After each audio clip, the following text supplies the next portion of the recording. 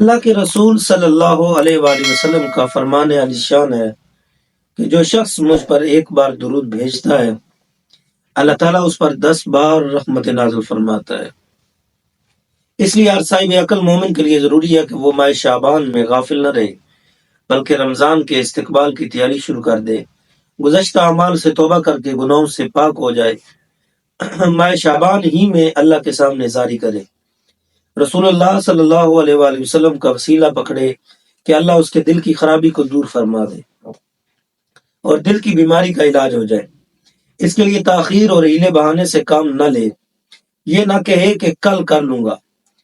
ناظرین و حاضرین، اس لیے کہ دن تو صرف 3 ہیں، ایک کل جو گزر گیا ہے، ایک آج جو عمل کا دن ہے، اور ایک آنے والا کل جس کی بس صرف امید ہے۔ کہا نہیں جا سکتا کہ آنے والا کل اس کے لیے آئے گا یا نہیں آئے گا۔ گزرا ہوا کل ایک نصیحت ہے اور آج کا دن بس غنیمت ہے۔ آنے والا کل صرف ایک خیالی چیز ہے۔